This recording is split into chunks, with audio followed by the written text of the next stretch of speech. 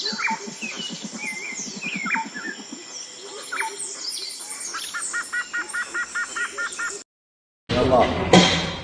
ظل واقف نتلو قرار الحكم. ظل واقف. نعم. واقف نتلو قرار الحكم. استمع إلى قرار المحكمة واقفا. اسمع القرارات. اي واقفا. كن واقفا. لا قاعد. اوقف. وقفوا. حكي وياك. قررت المحكمة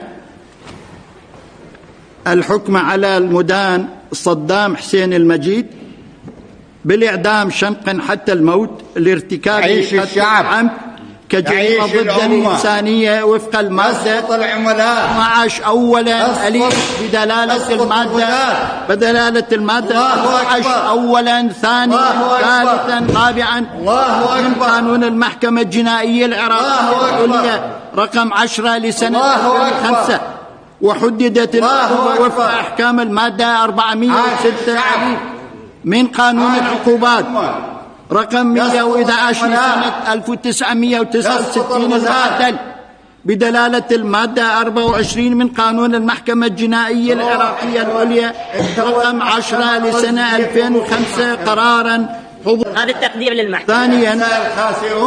ثانيا الحكم على صدام حسين مجيد نحن أهلها بالسجن 10 سنوات لارتكابه إبعاد السكان أولا دال بدلالة المادة 15 أولا ثانيا ثالثا رابعا من قانون المحكمة الجنائية العراقية العليا رقم 10 لسنة 2005 وحددت العقوبة استنادا لأحكام المادة 421 من قانون العقوبات رقم 111 لسنة 2020 من قانون المحكمة الجنائية العراقية العليا لسنة 2005 قرارا وبالاتفاق. كل الذين انحرفوا.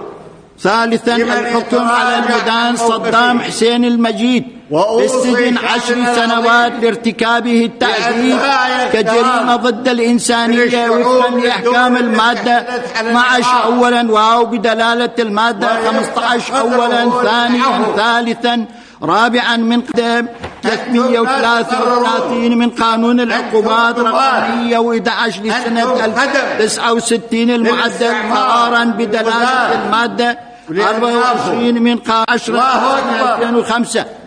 الله أكبر. رابعا تنفذ العقوبة الأشد بحق المدان استنادا أحكام المادة والموت 142 من قانون العقوبات رقم 111 لسنة 1969 المعدل قرارا عبوريا قابلا للتمييز. تم رفع الجلسة.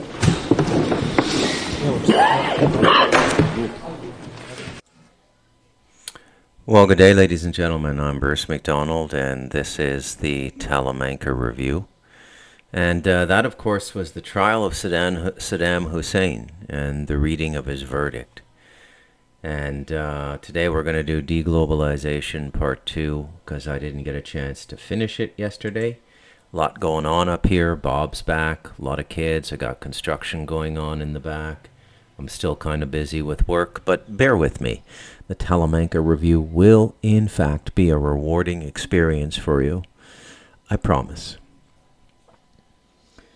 Okay, so building off of The Devil in Us, which I think is the best platform, the best net I could podcast from. And by net, I mean a presentation of my overall thesis.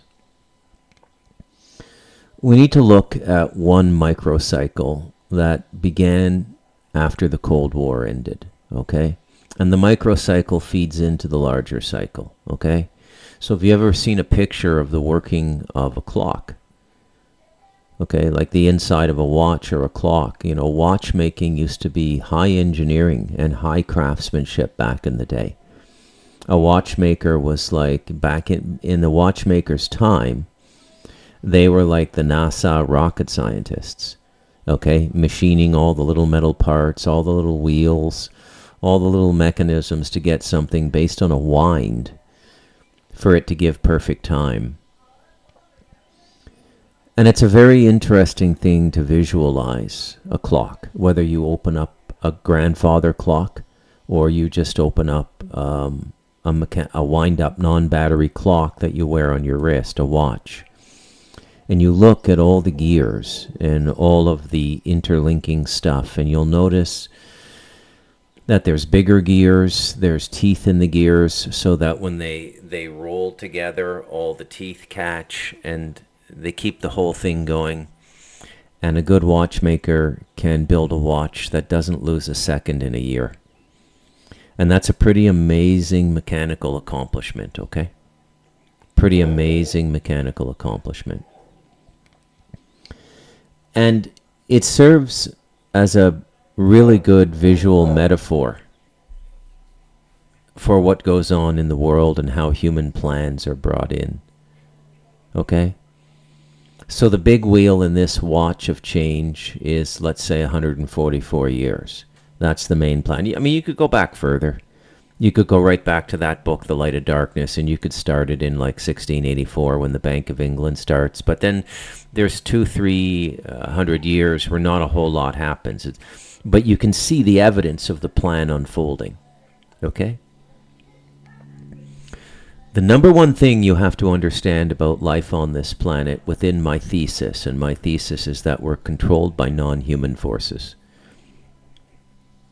People of a religious variety say demonic. People of a modern mindset say extraterrestrials. I say they're the same thing. Based on what I've uncovered about religion in my research, they're the same thing. And I think most astute researchers are coming to the same conclusion now. Right? They're coming to the same conclusion. There's brilliant YouTube channels out there now.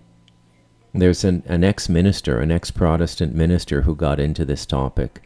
I think his YouTube site is called The Fifth Kind. I think he's in Australia. He's got over 1 million subscribers. He's done numerous interviews, about a half dozen interviews with the Italian ancient language expert Bigliano. Okay, now this is a very interesting thing that's going on now with the classicists reinterpreting our scripture. You've got Amon Hillman coming back and saying that Christ was a pedophile and he was in the Garden of Gethsemane at 4 o'clock in the morning with a 13 or a 14-year-old boy.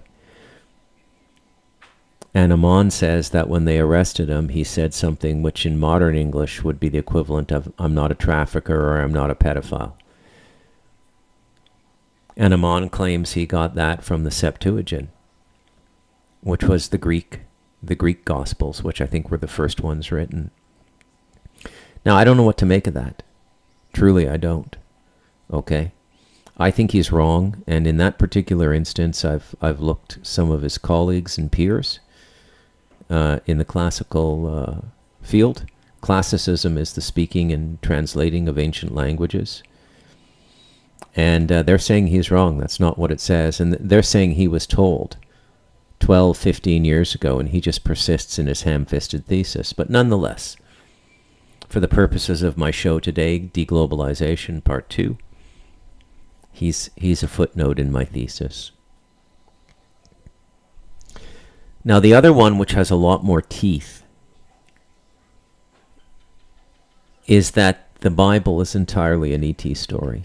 And Bigliano comes up with this very compelling evidence of like an angel appearing somewhere 40 kilometers outside of a town, according to the ancient biblical text.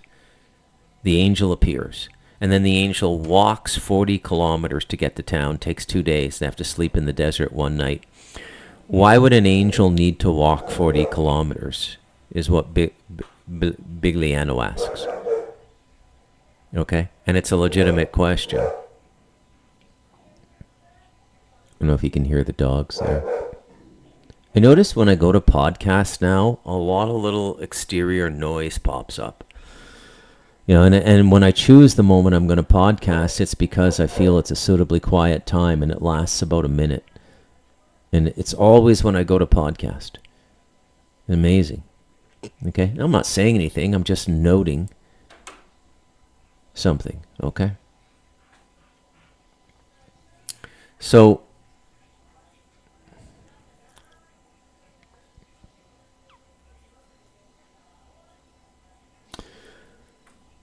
My point is,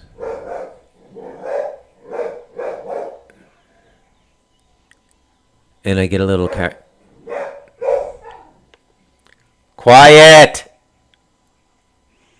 I get a little carried away with my proofs, right? I go too far trying to make a point, okay? The point is simply that the modern consensus amongst intelligent people who are not denying the existence of the supernatural or a divine presence, because some life comes from somewhere, okay? The universal consensus of people who are diligently and objectively looking into this topic now is the Bible makes no sense. And as John Edmonds told me, as Bob has told me, as everybody I've worked with has told me, this planet is ET controlled. Now, what I bring to the mix, which is different from other people, is to tell you that no, it's not that simple. That no non-physical force can affect our life here unless it roots in human consciousness, and that human consciousness can organize itself and affect the will of the non-physical force. Ergo, everything that happens here is done by human agency. We are the agents on the planet. Nothing can operate here without us. That's the spiritual law.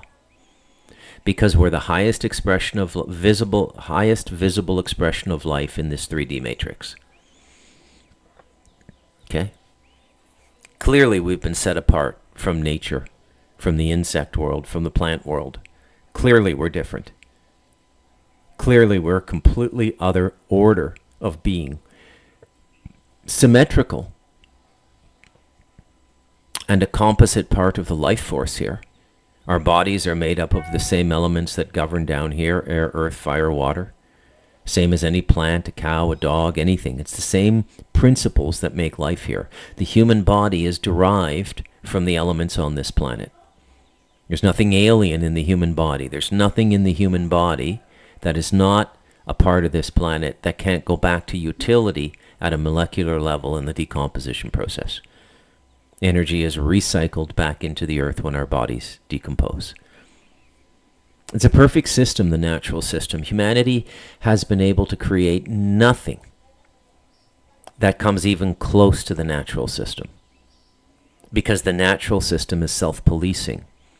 When we create a human system, we create excesses, garbage, collateral production.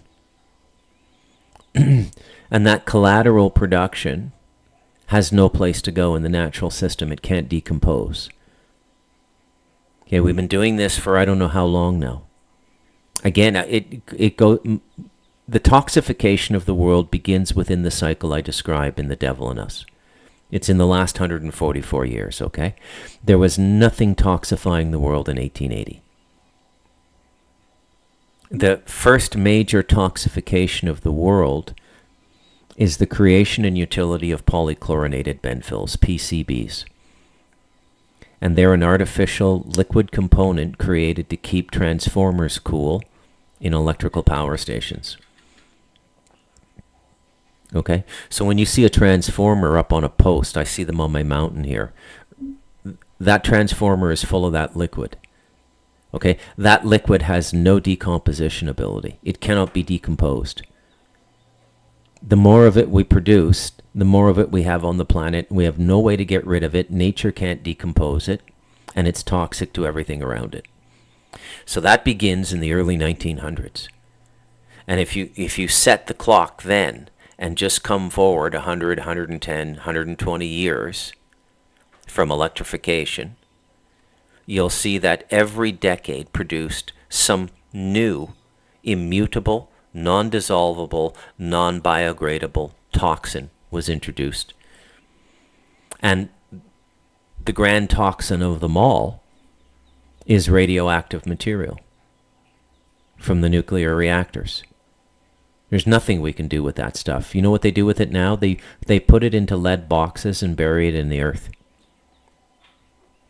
If there was ever a seismic event and the lead box cracked open and the material inside seeped into the earth, we'd be fucked. So when the left comes at you and says humanity is destroying the world, and they say climate change, don't dismiss them entirely, because climate change is the catch-all they've created to bring awareness to the fact that the human footprint on the earth is significant. Okay, it's a bullshit lie. There's no climate change, and they're using it to force their agenda. There's no doubt about that. But behind this is the very real and sincere truth that human beings have had a profound impact on this planet.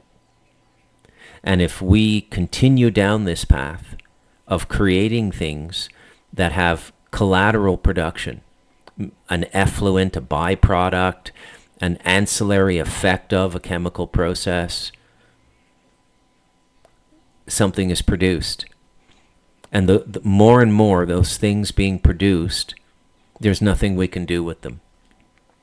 I suppose Elon Musk could put them into rockets and send them into space. Let this shit float around space. I don't think it'll hurt anything in space. There's all kinds of radioactive material already in space. The Van Allen belt is radioactive. Hey Mike, hey Fingerman. Nice to see you guys.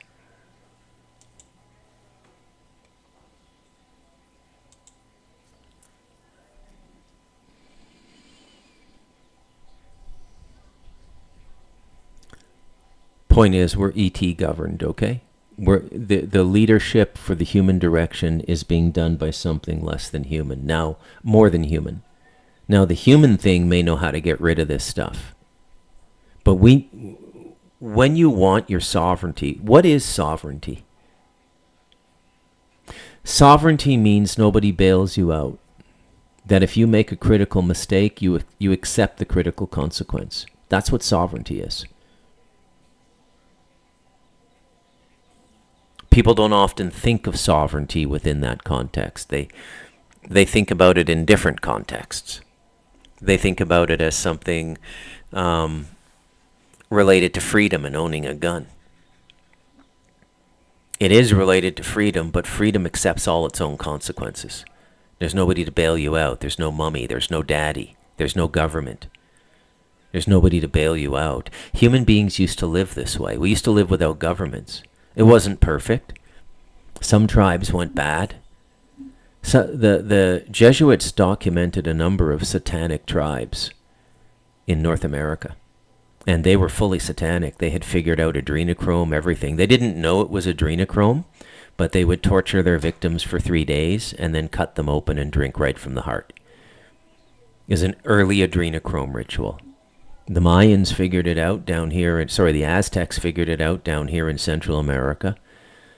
The chemical human, the drug-bearing human, adrenochrome, adrenaline, all of these sorts of things. I'm not saying we've been a perfect human race.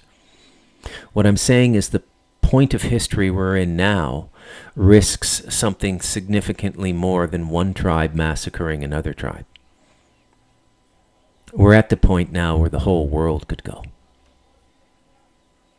Okay? Now that won't be allowed to happen for the very reasons I've described to you. We are governed and we are controlled ultimately by a force other than human. And that non-human force will not allow this world to be destroyed, because the world is more than us. How do we know the world is more than us? Because we are derived from the world. The constituent parts of our bodies are elemental to this world, ergo the world provides the material for our bodies to grow inside of a woman as she's eating fruits, vegetables, and meats and potatoes from this world to sustain and grow the life.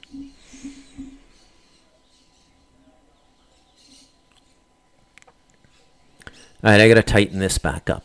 I got to bring it back in, okay? Because I had a very structured show today. I go on these walkabouts inside my walkabout. It's the art of storytelling. It's a series of concentric circles inside concentric circles. Perhaps I read too much Jorge Luis Borges, the metaphysical Argentinian 20th century poet, when I was in my 20s. He was famous for these labyrinthine stories, labyrinth-like stories. Okay? if you've ever seen the I think he's Argentinian, the Argentinian director Guillermo del Toro. He did Pan. He recently did something on Netflix, very much influenced by Borges. Okay, Argentina produced some extraordinary writers. But anyways, let's get back on track. Today we're talking about this last cycle, okay? And I'm going to talk about my cycle. My cycle is my generation. My generation is Gen X. And I was a critical part of everything that's happened in the last 30 years.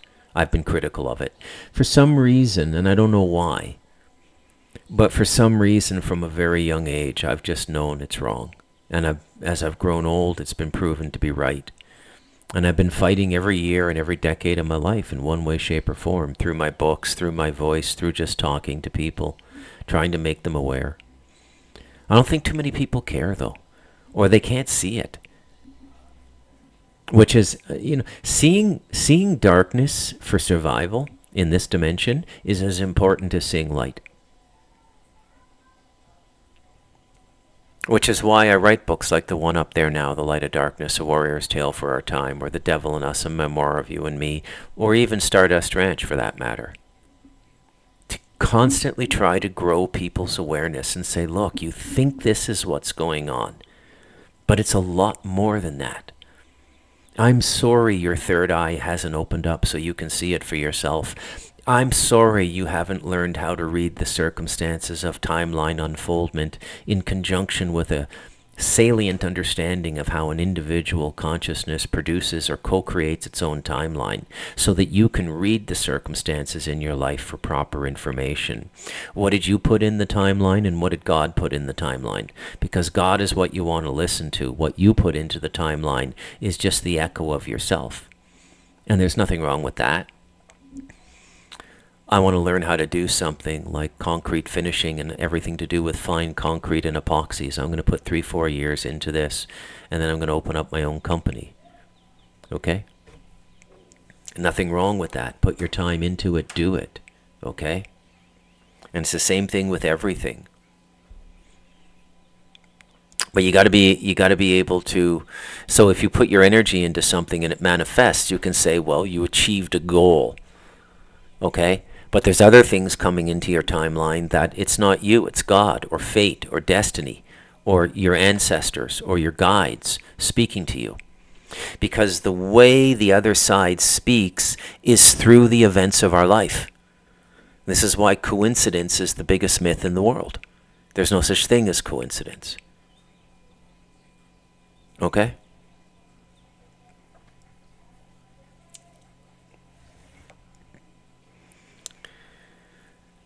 Why did I play Saddam Hussein at the beginning? Because that goes back about 20 years. I'm not sure when they executed him. I could look it up now, but I don't want to deviate from talking to you folks. I think it was around 2004 they executed Saddam. He died very bravely, by the way. Even the hanging, he was very brave. His last words were, "Are these men?" talking about his accusers and his executioners. You know. Every senior CIA official from that era says it was a mistake to hang Saddam Hussein, because he held the balance of power between the Sunni and Shia conflict in Iraq. Iraq was kind of a microcosm of the... they have this thing going on in the Islamic world that is very similar, and even at this point in history, more amplified and more severe than the ancient conflict between the Protestants and the Catholics, most acutely represented in Ireland. Okay, they have that going on. And Iraq was a hotbed for it because the two groups were there. And the minority group, which is a minority expression of Islam in Iraq, was the Ba'ath Power, the Ba'ath Party, which Saddam Hussein ran, and all of his loyalists were of that same religious variety, and they kept the extremists on the other side in check, who were largely influenced by the Iranians. Okay? I don't want to go to war with Iran, but Iran's not all good, folks. Don't believe in a completely innocent Iran. Iran does a lot of shit. Do you know that they're one of the principal counterfeiters of US currency? Okay. Do you know how much currency gets counterfeited on an annual basis? I don't know, but if it's not trillions, it's hundreds of billions. Do you know who the two most prolific and capable counterfeiters, nation-state counterfeiters in the world are for American currency? Iran, North Korea. They're not just sitting out there doing nothing and saying, hey, we were minding our own business under our own form of government, which empirical America doesn't agree with, and they attacked us. That's not how it works. They're doing shit behind the curtains. Why it doesn't come out into the papers? Probably because they don't want to worry people, because hundreds of billions of dollars, the physical paper dollars are in circulation are very important too, okay, for the economic well-being. They don't want people knowing that. Okay. But today's show is about deglobalization and showing you that globalization is not a happenstance, accidental journey. Every step of the way has been calculated. And today, for the balance of the show remaining, we're going to focus on the world from about 1990 onwards. Okay, so where were you in 1990? I was midway through a 4-year degree in journalism. I started in 88 and I finished in 92, spring of 92. So I was halfway through my degree. My favorite movie of all time came out in 1990. It's called Miller's Crossing by Joel and Ethan Coen. It stars Albert Finney, Gabriel Byrne, John Turturro, Steve Buscemi, and a female actor who didn't do much work after that movie called Marcia Gay Harden. Absolutely brilliant movie, and it was not easy for me to pick a favorite movie. Okay?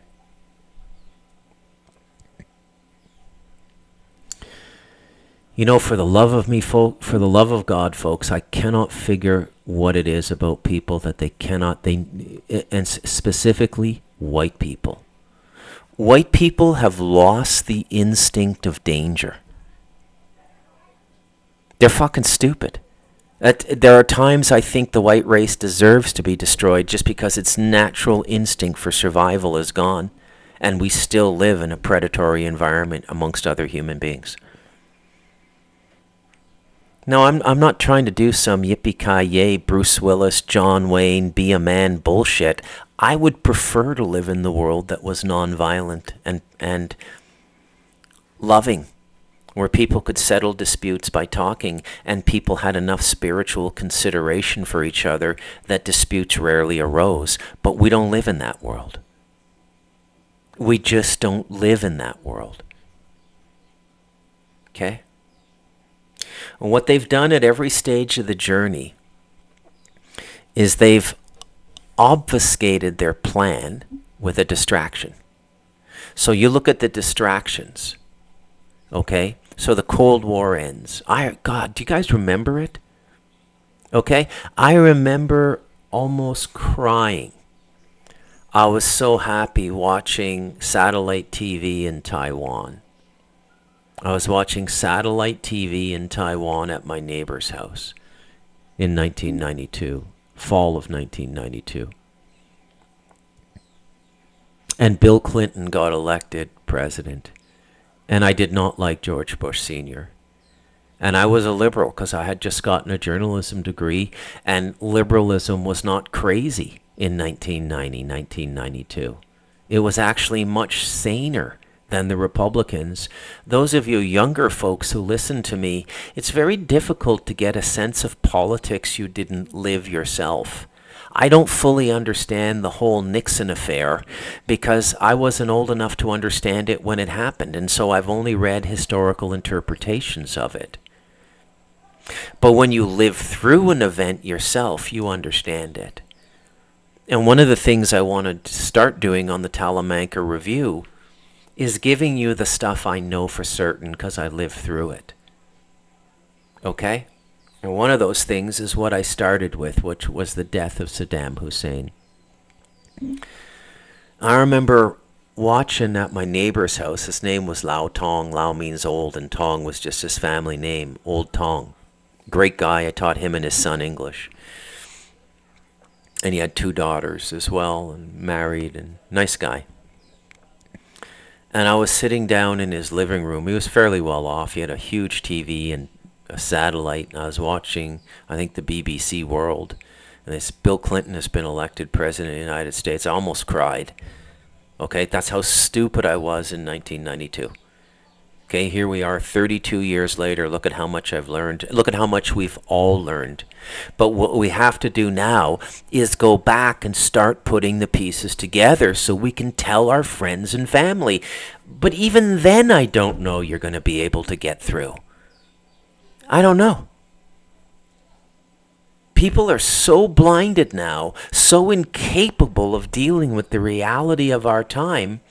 I don't think any amount of information is going to convince them. They don't want to believe it. Unfortunately, it's happening, so belief has nothing to do with it.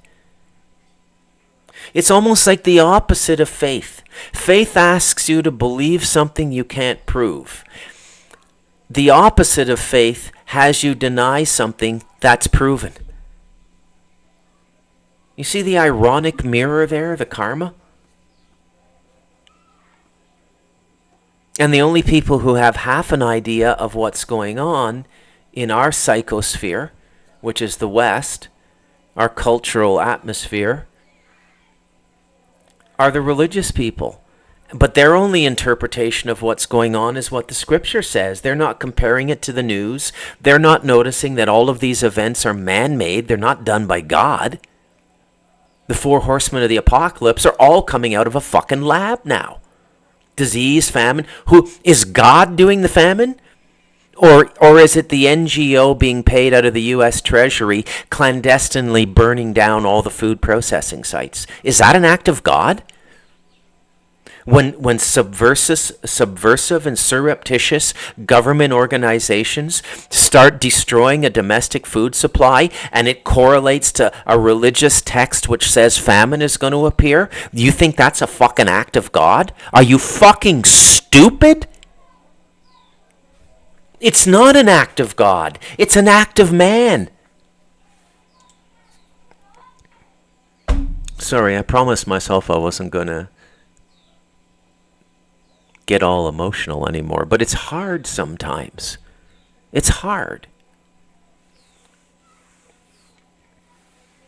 So old Bill Clinton came in, and I thought he was going to be dandy, and he was for a while, right? But we didn't know what that motherfucker was up to. He was an arch criminal, man.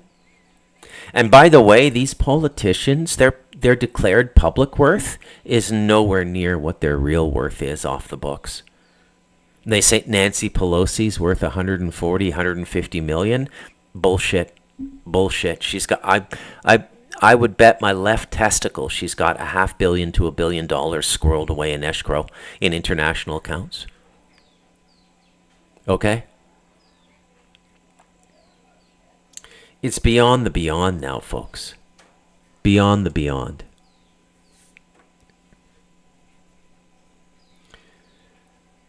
So if we won the Cold War, and we've been running the world for 34 years since 1990, why is it so fucked up? Who do we blame? Who do we blame? We brought everybody into our money system, and they have, because they were brought in at gunpoint, or they were incentivized like China. We brought them all into our system. They didn't fight it. It's very interesting that they didn't fight it, that we didn't have a capital communist big world war, which would have seemed to be almost the logical Third World War. When you look at World War I, and then World War II was the result of World War I, and there's unresolved, all of the World War II feelings are percolating up again.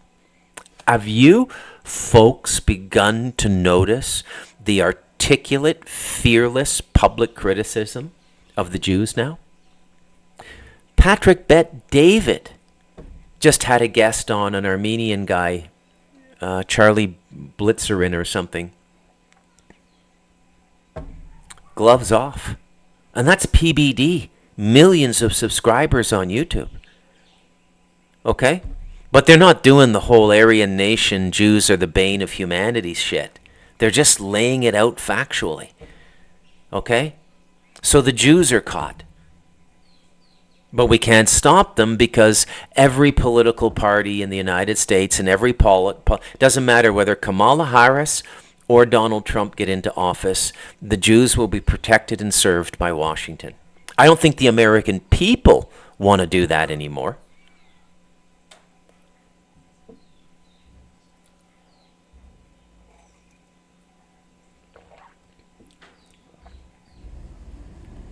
People say to me sometimes, Bruce, why do you even care? Why do you get involved? You're not Jewish. This has nothing to do with you. Or sometimes if you scribble out a comment in a public place, like X, you'll have a bunch of, I call them synagogue trolls. I literally believe they're commanded by their rabbis to go out and monitor for what they perceive to be, or what they're defining in the synagogues to be anti-Semitism.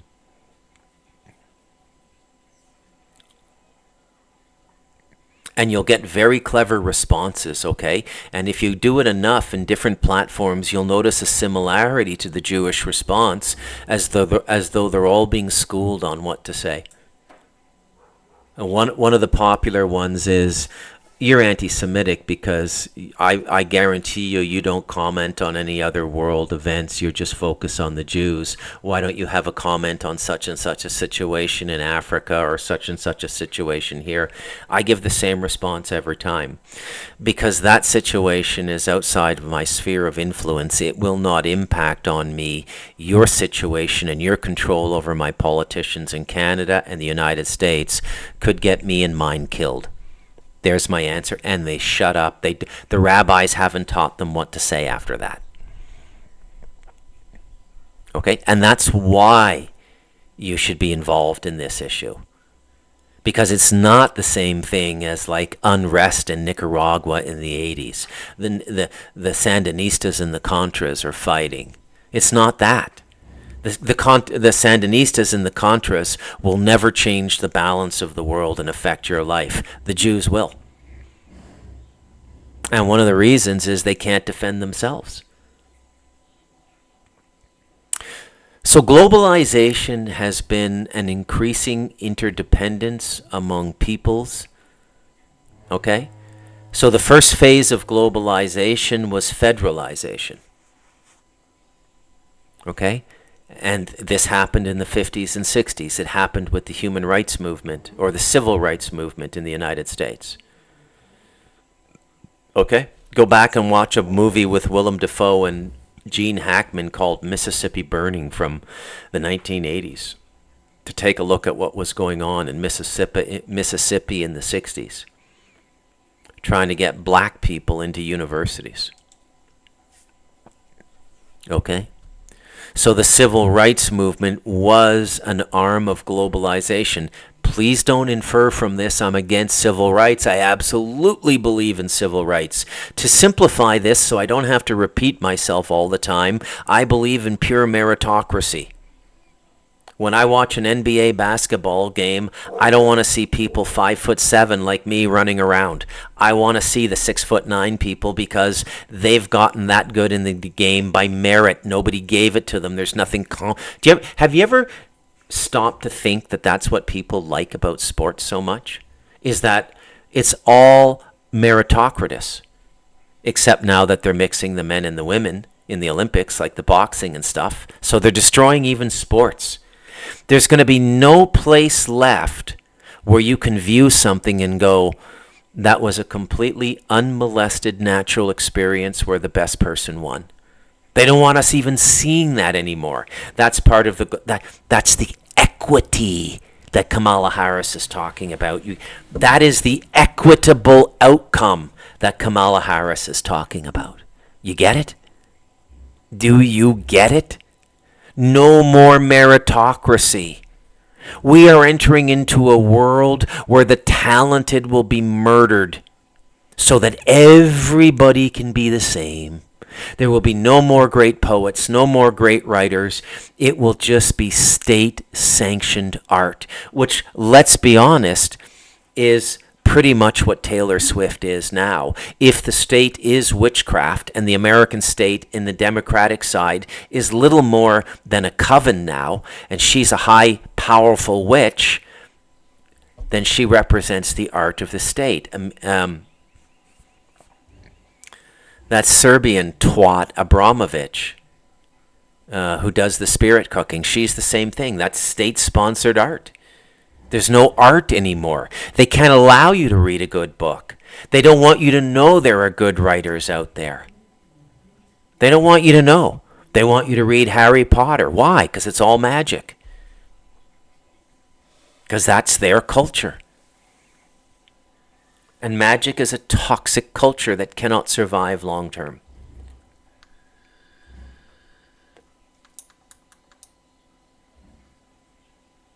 A toxic culture that cannot last long term.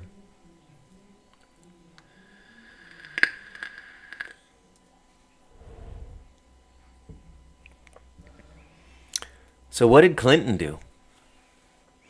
Well, Clinton brought in a big arm of the plan, and that was the World Wide Web.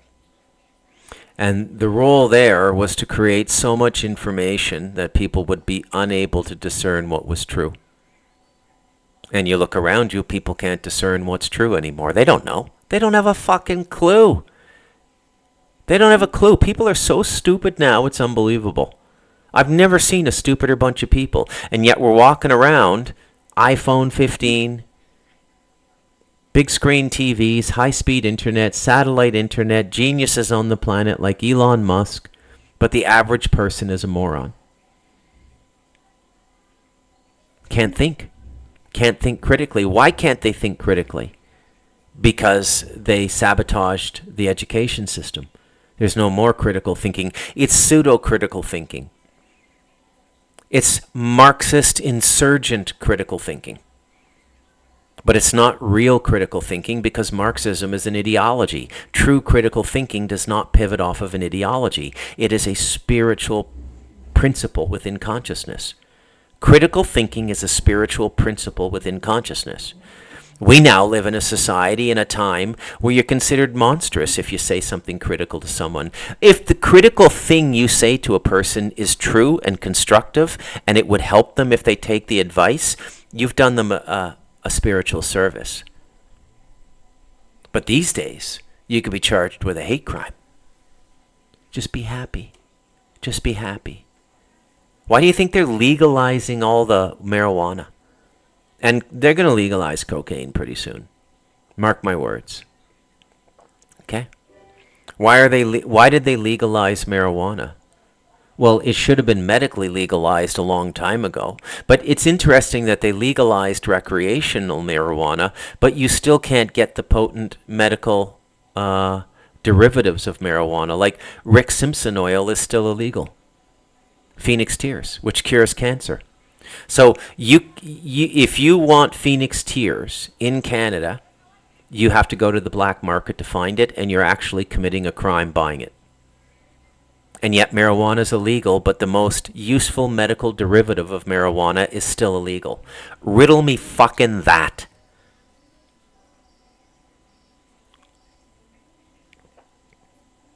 So Clinton brought us the internet. He brought us the tech bubble. There's been all these little bubbles. And as long as there's a little group of people making money, we never hit that critical point where revolution happens. And these little bubbles and these little breadcrumb trails they leave for people is part of the reason we can't congeal. And one of them right now is cryptocurrency. Oh, the world's falling apart. The economy's falling apart. What are you talking about, man? I've made $4 million on crypto, and I started with an investment of $5,000 7 years ago. What are you talking about, man? World's working fine. I got mine. There's nothing backing up the crypto. Okay? They've actually created a make-work program to rationalize crypto. You have to mine it. Think about that for a second, how fucking absurd it is. We're going to go into this new digital currency that requires more electrical energy to function than anything else in the history of the planet. How the hell is that going to work? They don't have a clue. But every period of time has had a distraction bubble. Okay? The distractions are coming to an end now. They're at that stage of the plan where they're getting ready for many people to start dying. Now, I've been saying this a long time. The person who's heard it from me the longest is probably my son. I started becoming vocal about what I saw in the world when he was about 10 years old. He's 27 now. Pretty much everything has come true.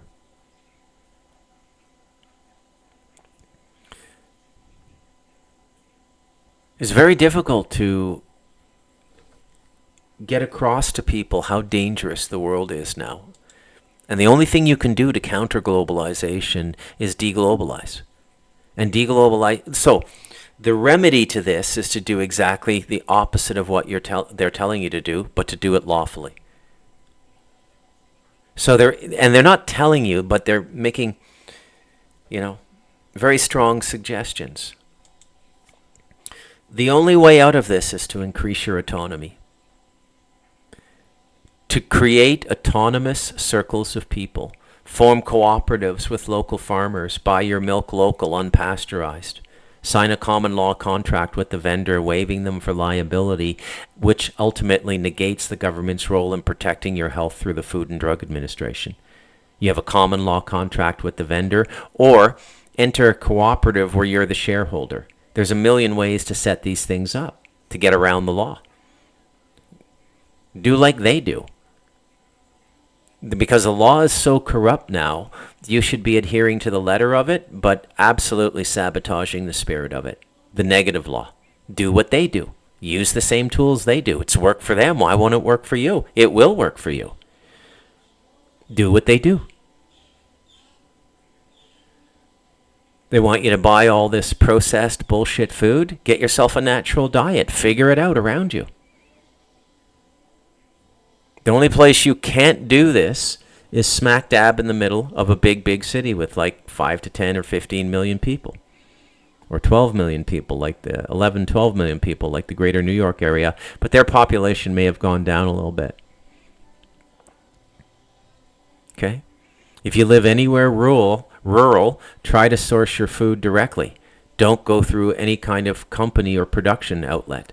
Go to a farmer. Buy the half a cow for $1,200, $1,400, $3,000. Get yourself a freezer.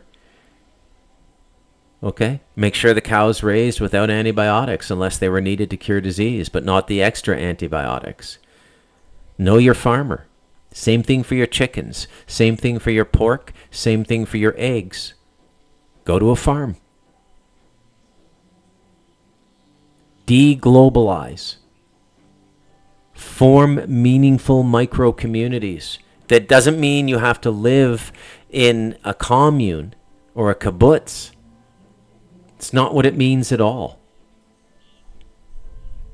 Economically form cooperatives. But what you're going to find as you get out there is people are fucked.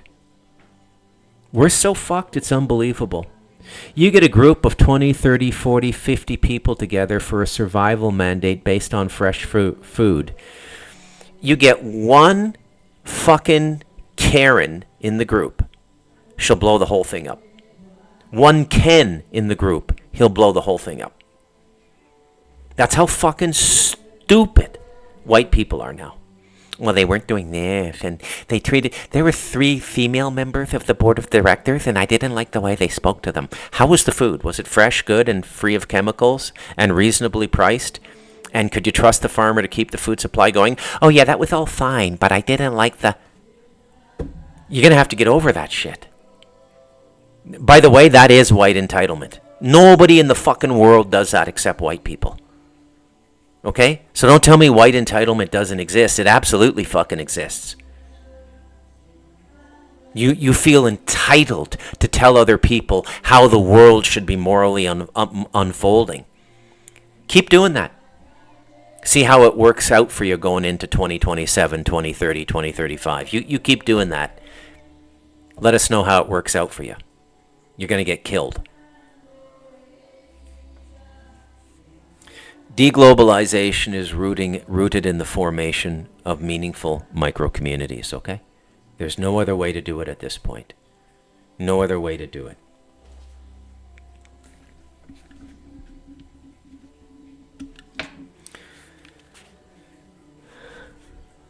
I'll put my headset on to see if any of you Lugans want to call in. Yeah, there's no other way to do it now. You have to decentralize now. Okay? Because centralization is trying to kill you.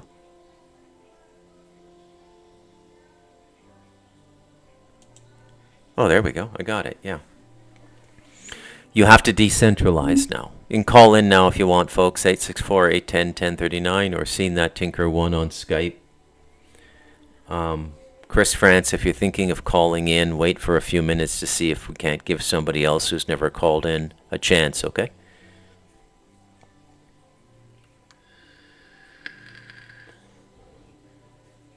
Mikhail Grombovin, you could call in. Kitty, you could call in. Santo, you can always call in.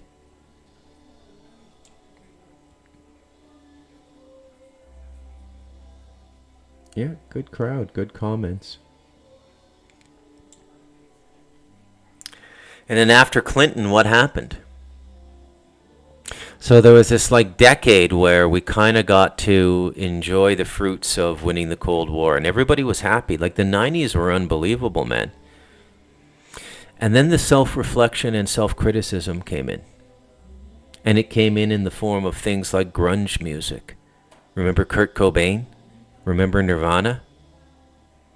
I mean, what were they really about at the end of the day? They were warning us about the corporations, the impending corporate fascism that was coming.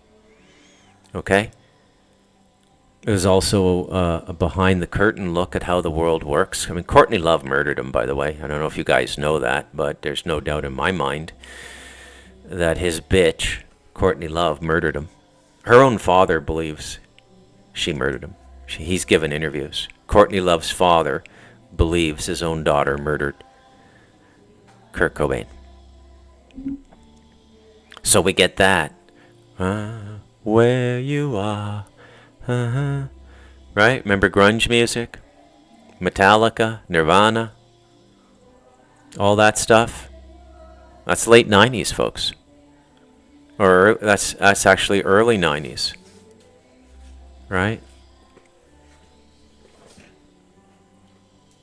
And we get this decade where everybody makes a little bit of money and then the tech bubble bursts and a bunch, it's corrupt like it always is in the U.S. because there's so much greed in the U.S.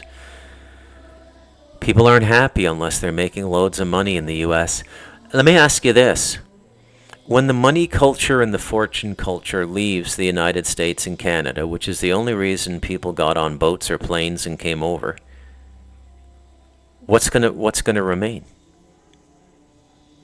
At least in the place you left, the wood hut in the foothills of the Nicaraguan mountains, you had your whole family and you had 1,000 years of history.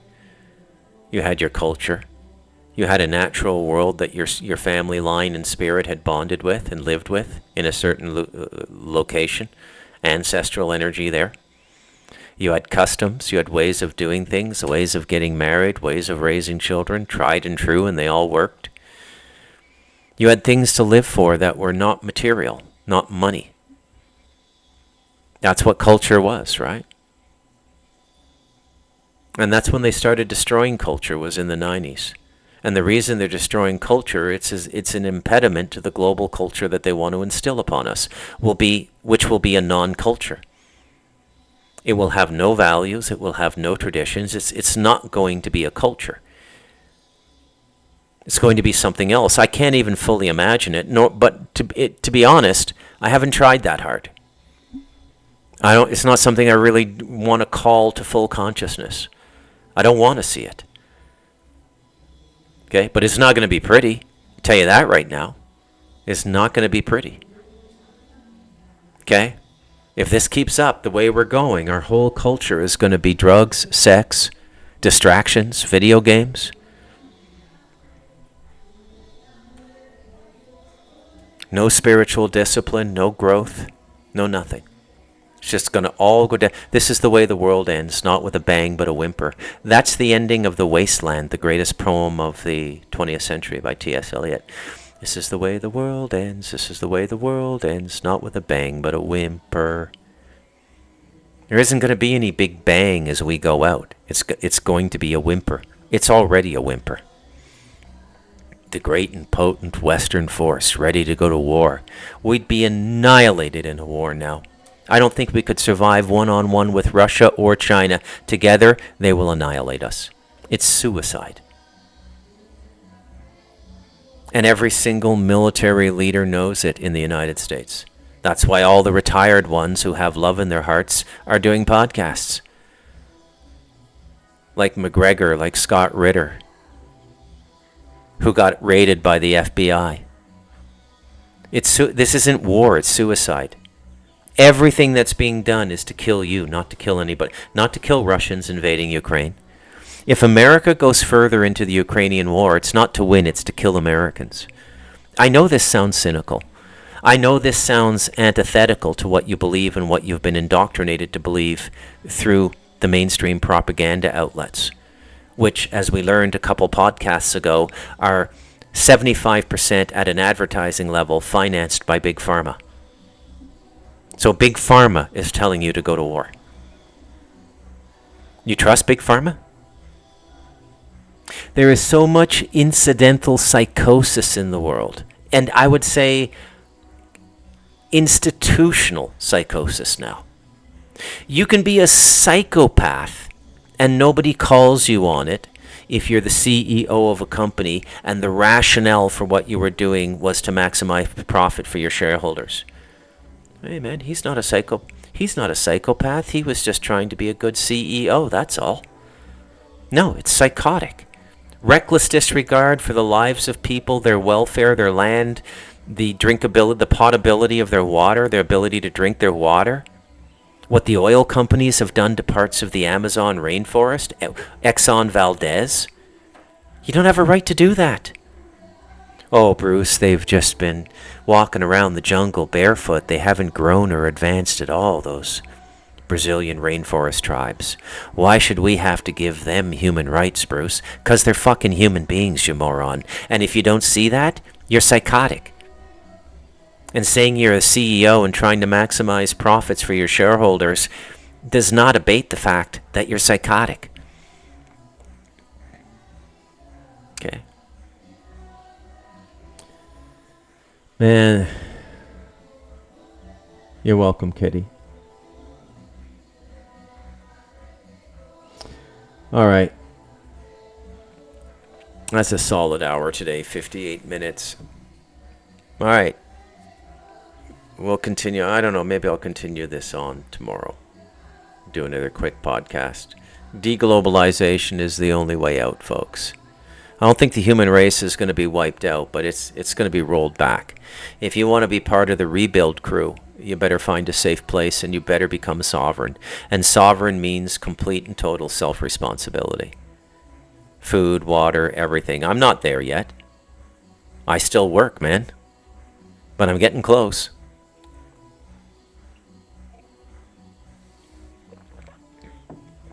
I can't imagine what it would be like to be a younger person now. To be thinking about getting married and starting a family. I can't even imagine in 2024.